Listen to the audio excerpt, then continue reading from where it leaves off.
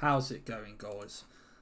Oddly unorthodox here, and today we are talking Nurgle tactics, the best way of playing them, how I feel they work best, the armies they work best into, and then just a little bit on the side of changes you could make to play against certain armies, different armies, etc. So I posted a Nurgle video about a week ago. I think the title's got so much to do with attrition, if I remember correctly. And that was a Soul Grinder type build.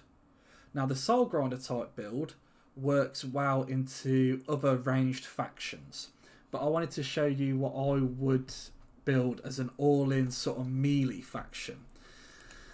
The downside to this game, and there is a reason I've still recorded and uploaded this, even though it's sort of skewered the 3v3. And I know in no way won this. Even though I was the last faction alive, because unfortunately I sort of prepared myself to play against these guys and he just rage quit straight away. So a little bit disappointing, but it's fine. So now we have to go and send our units over that side instead. So this build, Cultist of Nurgle and War Shrine. We like the War Shrine for the healing, the melee defense it gives, the leadership, etc, etc. Festus for the good old healing. While he's not as cool as Kugath and not as badass as a Great and Clean One, he has a hell of a lot of healing. Don't let him get into combat because he's not that great in combat, but he just can sit there spamming Blight, Boil, Fleshy Abundance, keeping everyone healing, and he's also got his abilities, the first of which heals everything around him, which is the healing one, and then he has the opposite one, which is the Harbinger of Pestilence, which is, think of like you've got the Jabba's Life Regent of Renown that has it, the like Mortis Engine type effect. Here you go, perfect. The Claw of Nagash has one, called the Reliquary Corruption. So it's like a big AoE box around it where it does damage. So I have to take the fight over here. Play it back to normal because the joys of being Nurgle. If I was Sinesh, I could have been over there super quick. But alas, I'm Nurgle, so I'm going to spend half the game clawing my backside over there. Very cool dwarf build. Massive fan. We've got Ungrim Iron Fist. 1, 2, 3, 4, 5 Iron Breakers. And then on top of 5 Iron Breakers, we've got 1, 2, 3, 4, 5, 6, 7, 8 squads of Quarrelers with great weapons. Insane. I don't think you could bring that many Quarrelers. But you can see these blasting charges just absolutely rock the Claw of Nagash. It gets hit so hard. It's unreal. But he steps up with Ungrim here. Now, while I understand Ungrim is a very good fighter, I wouldn't want to put Ungrim against a rank 9 Krell and the Red Duke. That, in my opinion, is a bit of a dubious fight. As you can see, I am still taking my sweet time trying to get over there as quick as possible. But we're gonna cast this a little bit first. So, why did I decide to go for this build instead of the Soul Grinder build? One, the Soul Grinder build is very fun, but I do prefer when I play Nurgle, I love that sort of grinding Nurgle attrition. The Claw of Nagash actually manages to stay alive as well. Jesus Christ.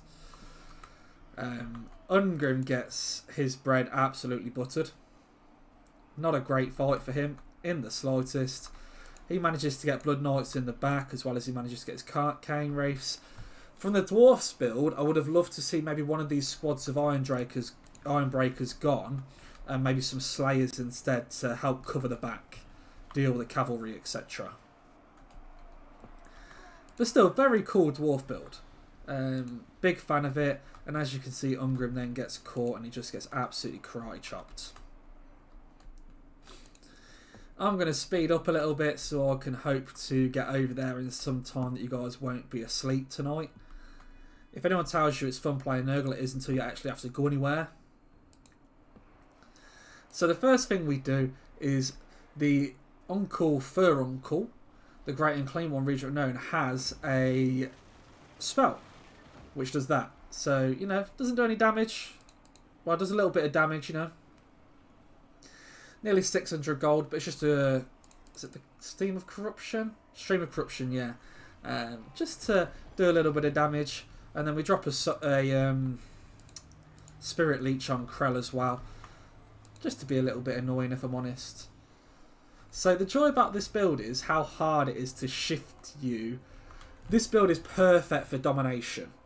If you know your allies can hold 1 point, then you just go sit on 1 point and you're near unplaceable. People just cannot get rid of you. You've got too much staying power. He is doing that apparently. Not sure if I can get demonetized to that, but didn't know it had that attack animation. Such a beautiful model though. Stunning model. They've really done well with the demon models. They're just gorgeous. And then we've got the cultist. Obviously you only get the cultist in fighting as much as possible because he gets stronger. You know, I'm pretty sure it's based on the more kills he has. Each intensity increases with each death. So we're at 7% intensity and the healing increases based by that intensity. The one thing I always say to you guys, and it's the joys of playing Nurgle, is do not be worried about taking damage. Take the damage to the face because you will heal it anyway. So we've just been a nuisance at this point. Now this is a beautiful cast. We get Festus up here. You know, at the minute he's got 0 kills, 0 value. And we get an absolute... This was worth making the video just for this. An absolutely beautiful boil that just gives Festus 160 kills. 1,300 value from that one spell cast. Just absolutely demolishing everything. So I'll put the Harbinger of Pestilence on for a little bit first because I've got the spell that I'm going to cast on him. But I wanted to drain some of the squads and finish them off. Deal a little bit of damage to him. Now, we don't want this fight here. We do not want to be fighting Krell. We want to run away from Krell and force Krell to fight everything else. So here comes another heal. We drop it down. And the healing elixirs are on now. As you can see, the HP is going up. We're losing a little bit of HP, but it doesn't matter because out comes the Fleshy Abundance, the upgraded one. And these two are just going to gain all that HP straight back up. We've got our Chosen up as well now. And we've got, truly, one of the most terrifying mobile boxes because of how much healing it's capable of. Now this guy's got 12 kills. Not really done much yet. Cultist, but we'll wait to see where he gets. This guy is up to 2,000 gold. He has a really good ability called Defiling Deluge.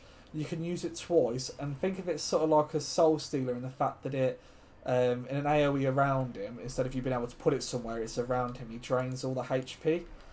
He's doing the right thing and he's trying to kill Festus as quick as possible. But I see that Festus is taking a little bit of damage.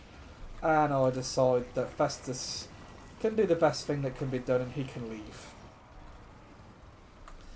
The joys of Nurgle as well. Not only are you just regenerating everything and you've got tons of defense, is you poison everything you hit. Dropping the stats of things that are trying to kill you. You know, making them a lot easier to deal with. Krell's going to take a long time to die when he's got all these buffs in here. The good news is I can sort of ignore the Claw of Nagash's AoE purely because I can just heal it. We pull Festus back here and then we just send 2 squads of Chosen of Nurgle to deal with, you know, these 2 squads of Ironbreakers. But as you can see, Festus is healing back up nicely. And then we get another boil off, you know, 170 kills, 1,500 gold. You're going to wait to see this one go off into the Ironbreakers. Only 11 iron breakers, a lot of iron breakers die actually, and then we gain like another 400 gold value from that. And you might go, oh, you hurt your chosen, no models lost, and they're just going straight back up in the HP. You know, the healing elixirs ticking away. We've got our great and clean one who's now up to 3,000 value because he's just chopping away, happy as Larry.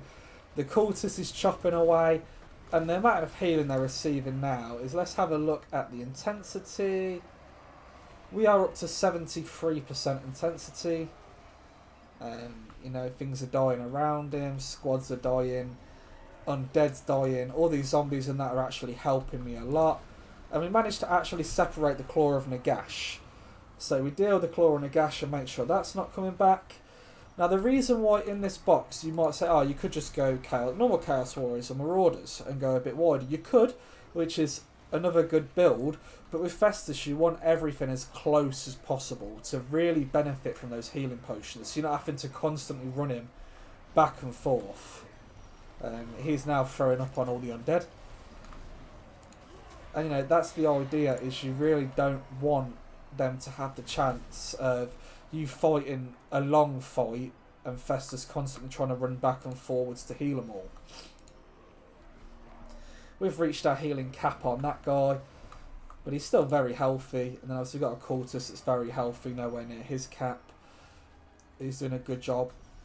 I've just borrowed a bit of time keeping Krell busy. So the next thing we want to deal with is the corpse cart. You know, we've got Chosen of Nurgle in here healing. They do a fair amount of damage, you know. We're talking, look, you got 50 weapon strength, 44 melee attack. They've got armor piercing. They're tanky themselves with 120 armor, 52 melee defense. On top of the healing, it makes them just unbearable to try and move. Now, this doesn't really showcase the pure strength of this build, because this army could have kept going for so much longer due to the resilience. You know, I'll fast forward a little bit here. You can see I kill the Lord. I managed to deal with these Iron Breakers. The Chosen constantly not losing models, just constantly healing back up. And you'll soon see that now that that's gone, all the Chosen that I've got are all back to full models. And look at that HP. So this has got 78 models. We send our little Plague Bearers summon out because there's no reason to not to. That heals up, you know, and then here we're in such a good spot. You know, this is the end of the game here, and obviously this is not a true showcase of the build because of the fact that God did leave, unfortunately. But I did want to get a Total War video out for you guys, and I've been having some really sucky games lately that just haven't been very entertaining for me to watch back, so I don't want to bore you guys with that. But you can see here 80 Chosen of Nurgle, 80 Chosen of Nurgle, 80 Chosen of Nurgle, 80 on there, 78 on there, 88 Exalted Plague Bearers. The only thing that's really battered is my Chosen, my Cultist, and my Great Unclean one. Festus is still full HP, and you can quickly see that this is a game one. You know, they're going to break off, leadership broke. Let's have a quick look at the values that I managed to achieve, and that's without being able to actually get into a proper good fight. So Festus managed to get 2,000 value. You know, I'll take that as quite good. The Cultist, in all fairness, I used him more for healing than I did, and for the buffs like the armour that he gained to the blob and stuff like that. So I didn't really expect him to get the most kills. It was just more that he was being annoying, buffing everything. Buffing the already buff Great Unclean one and the Chosen of Nurgle. You might add this build to yourself and think that you can't afford it. I removed some of Festus's spells. You could drop the Exalted Plague Bearers, give him his spells back, and then maybe chuck in some toads or something like that, depending on how much you've been left with. 1,500 on these Chosen. Yeah, 239, 173, 862. A lot of the Chosen, you know, I can't really judge them because they were nowhere near healing cap and they're full HP. Exalted Plague Bearers did well with their ranged attacks. It might be worth dropping maybe another squad of Chosen, take another Exalted Plague Bearers so you've got those little ranged attacks. But yeah, this is my Nurgle tactic. Go for a heavy build that's tanky and just make yourself extremely hard to get rid of. It makes you good in land battles. It makes you good in domination battles. Just really make that block that's just slowly moving across the map.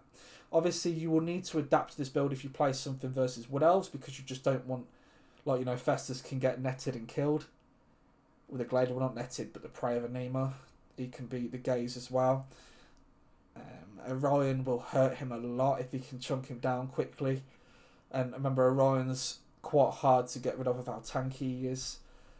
Be careful of things that really have a lot of flame damage. And just make sure Festus does not get caught. That's a big thing as well. Don't allow Festus to get caught and gooned. Make sure you're always running him through his squads, tying down other things. And just try and keep him mobile and healing, because he's a very important key piece to this build. Thank you very much, guys. It's been Oddly Unorthodox. Like, subscribe if you enjoyed, and I'll catch you on the next one.